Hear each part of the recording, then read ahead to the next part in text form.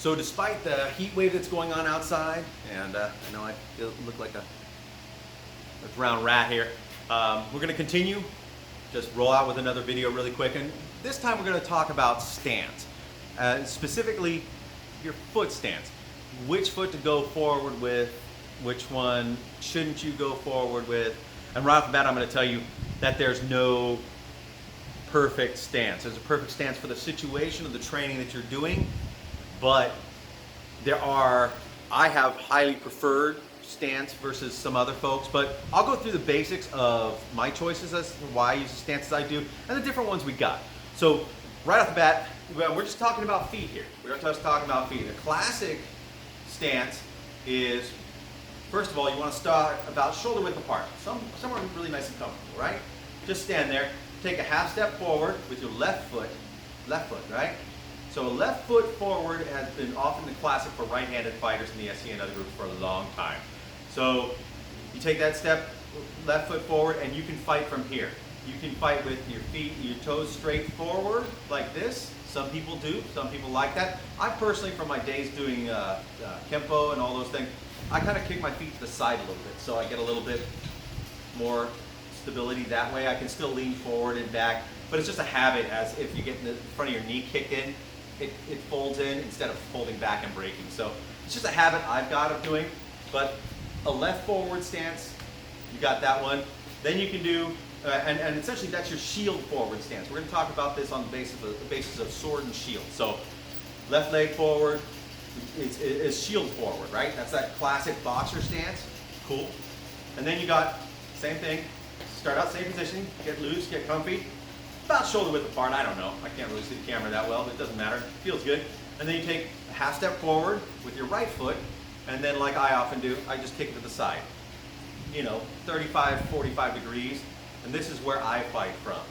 So this is your weapon forward stance as well. This is not necessarily the classic boxer stance, but this is what Bruce Lee and other martial artists preferred to do because it brought their stronger weapon closer to their opponent. So, and then on top of that, you've got variations in those two stances. Really quick here, you can stand tall. You can be tall left forward. You can go a little bit lower with it, to where you're down here instead of up here. You're down here, and then sometimes I just get stupid and get like really low when I'm messing around with people blocking everything they throw. So you got left leg forward, right leg forward, and you also have a neutral stance. A neutral stance is more like a horse stance in martial arts where you're just standing there. You go to that shoulder width position and just stand there. This is not showing favoritism to one side of the body or the other, and I often force people to train everything in this stance as well, because you never know when you might be in a position where you can't get your ideal stance. You can't get your perfect stance going.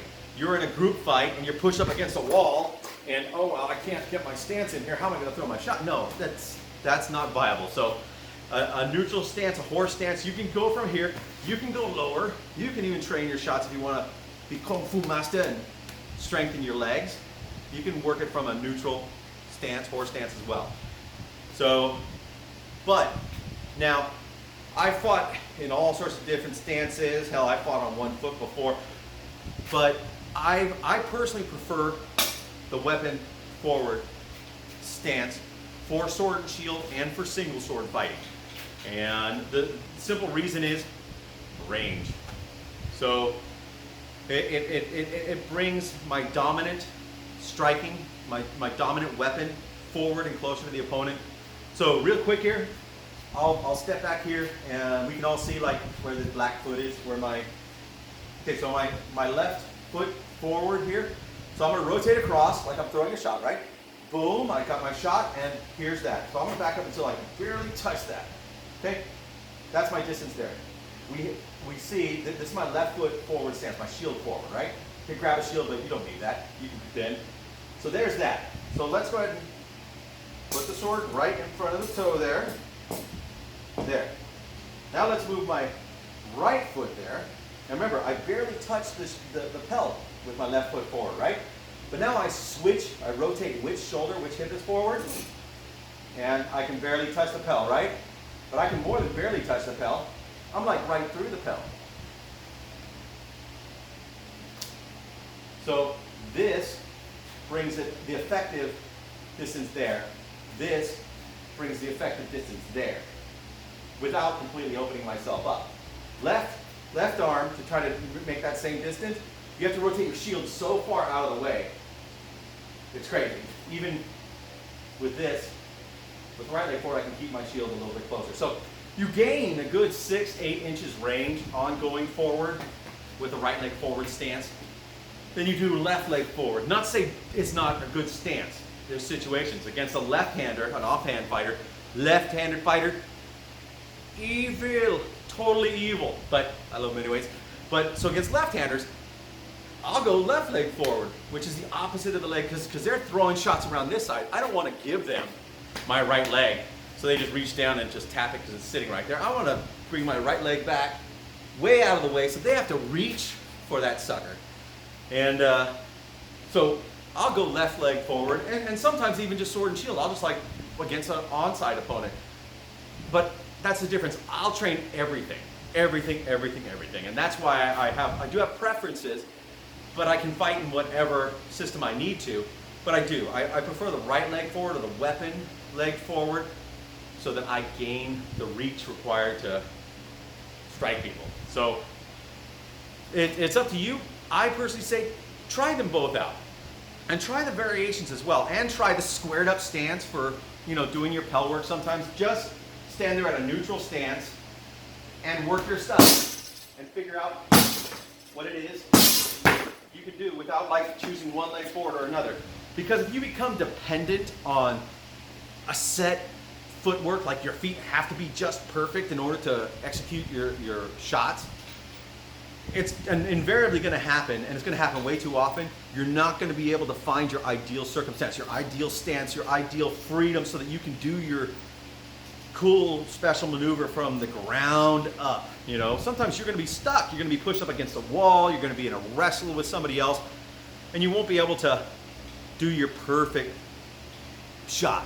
So don't become overly dependent on you have to be in this particular stance, or you have to throw it this way in order to be effective. Try all the different stances, and like I was saying, try the different variations of them. The really low ones, because I introduced you to Goliath earlier, wherever it went to. Give me a second. Is even with my giant shield here, the difference between a right leg forward stance here, how much of me can you see there? And then I'm down here. The big difference in that stance and that placing as far as visuals, as what people can see. So it's important to try all the different variations of those two stances. But in any case, work with them, see which ones you like, learn all of them, have your favorites, refine those, that's cool. But you have to be able to teach everything eventually to your students someday. So don't bypass things, don't say, well, I don't like that, so I'm never gonna learn it. Learn it all, that way you know best what your opponents do, what their weaknesses are, what their strengths are, and you don't become so myopic that you instantly discard certain techniques or certain styles or certain forms because you don't do them. So keep an open mind, keep training, and we'll see you in the next one.